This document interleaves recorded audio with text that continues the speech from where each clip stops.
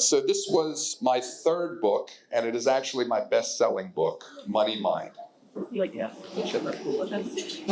So this sort of refers to what I was talking about earlier, that there's this incredible phenomena out there where very smart, very well-educated, very successful people are often simply not successful at investing. All right, and just to go very quickly over the data here, in the green, you have if somebody invested in the S&P 500.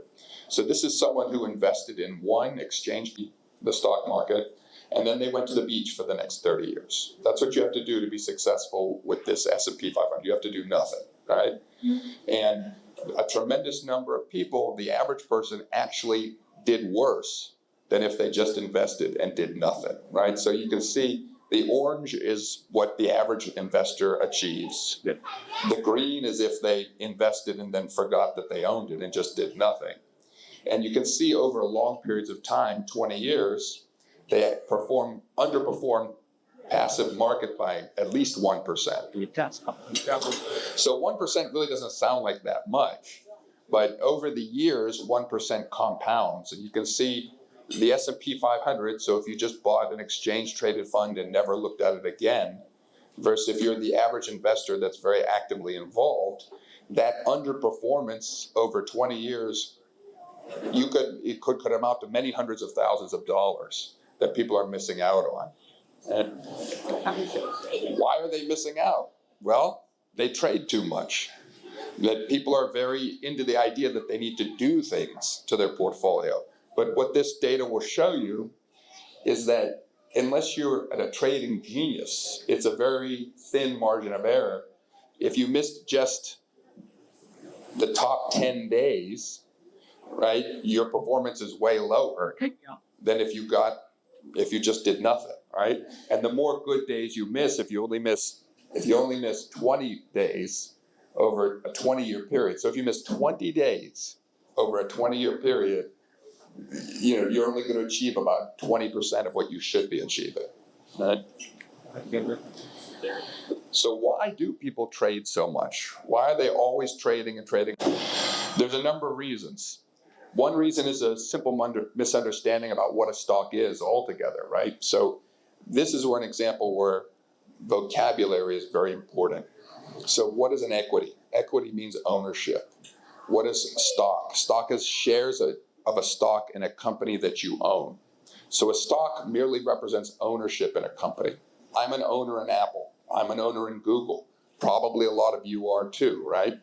But by sort of using a vocabulary that divorces share ownership from what it really is, it becomes a widget that should be sold, bought, traded, borrowed, do all this stuff with it, right? Whereas if you thought of yourself as owning shares in a local dry cleaner, if you own 1/3 of a dry cleaner with your brother and your sister, you wouldn't think that you have to be constantly trading it because you're an owner, right? Apple's no different. You just own 0.003% instead of 30%. Puritan obsession with hard work. Now, even if I'm not Protestant and I don't have a blunderbuss and I don't have a big Puritan hat and all this, we were still a nation that was very much founded by Puritans, right? And even today, on a very deep fundamental level, a lot of that Puritan culture is still with us. So deep down inside, a lot of us associate work with virtue. Work is good. People who work are good. People who don't work are lazy and bad, right? But as we've demonstrated through the data, in a very perverse sort of way, the more you work on your stock market investments, the worse it gets, right? So this is something that we could talk about again and again, because culture is something that's very deep inside of us. But when I find out that people feel that they need to trade because they just can't believe that money magically appears in their account every 3 months, or that they're getting richer by not doing anything, I try to get people to focus on, you've already done a lot of work. If you've accumulated money that you can invest, that was a lot of work to get to that point. And if you've had some success with investment, then you're doing a lot of work in terms of research and learning how to invest and learning when to invest. But once you're already an owner in a company, once you're already an owner in Apple or you're an owner in Microsoft, you employ a CEO who works for you. We don't need two CEOs, right? So we're trying to break away from some of that hardwired programming, we have. Another reason why people trade a lot, and this is especially important with the young people in your life. Let me emphasize, with the young people of your life, check in with them and find out what's going on. The brokers want you to trade, okay? So there's a saying, if you don't pay for a product, you are the product, right? Now that we have on our phone brokerages that we don't pay commissions for, the way that they make money is by making very tiny amounts of money on high volumes of trades, right? So they are quietly manipulating these software programs to get young people hooked on trading, right? When in reality, as the data shows that we went over, trading is often the last thing you want to do.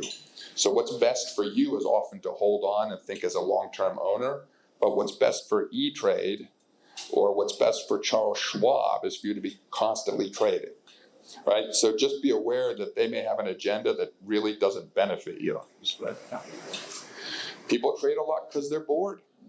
I mean, this is a big one in Boca, right? You have a lot of people here that did well in business. They're early retirees. They're still pretty young. They don't have a lot going on. They want to get back in the game. So they just start playing with the casino in their pocket. Terrible. Go get a hobby, anything. Join Rotary, do beach cleanups, right? Don't trade for a hobby. It ends badly. And then, of course, the obvious thing, fear of loss, right? Oh my gosh, I bought the stock, it's down 5% already. What if it goes down another 5%? Oh, it's up, it's down, it's up, it's down, right? So I try to engage very deeply with clients about how they conceptualize risk. What does risk mean for them? What is the difference between volatility? Something that goes up and down is not necessarily going to go to zero, right? And then I try to role play with what has been their past experience with financial crashes or financial setbacks, and to try to understand how each person goes emotionally, how they handle financial pressure and how they handle ups and downs. And when you can help a person understand themselves better, that cuts down your odds of the notorious freak out, right? Everyone knows somebody in 2009 who freaked out and sold everything and then they never quite recovered. When I work with someone, or if they're going to work with a therapist or they're going to work just with themselves online, I try to get them to ask hard questions of themselves so that we can preempt the freak out. So just to conclude, in today's world, there's an incredible amount of information that's free online. That just didn't exist 20 years ago. You had to ask your financial advisor X, Y, and Z because it was literally hard to get your hands on knowledge. In today's world, there's a tremendous amount of knowledge you can get for free online. There's investment calculators where you can figure out almost anything, right? So the value that I try to bring is not in the math.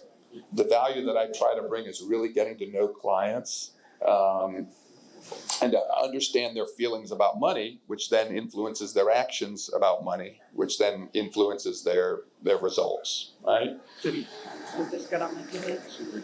So just to review, here's some of the books that I've published. They're all on Amazon, and there's a few on your table here for sale if you're interested.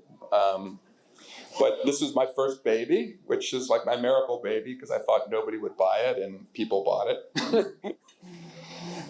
This is when I decided to quit my job during COVID, and I became inspired to teach other people how they could also quit their job. Awesome. This is a book. I know we talk about education so much here. I mean, this is a very appropriate book for our club, that we talk about empowerment of young people and education. And for some reason, they just don't talk much about money and finance in school, but they should, right? So this is that book for someone that never got those questions answered that they wanted to when they were kids. This is the one. And then this is my all-in-one greatest hits book. This is 3-in-1 right here. If there's someone in your life who just is fascinated about money and wants to learn as much as they can, this is the way, and it costs a lot less than a Harvard MBA. Same information, I promise.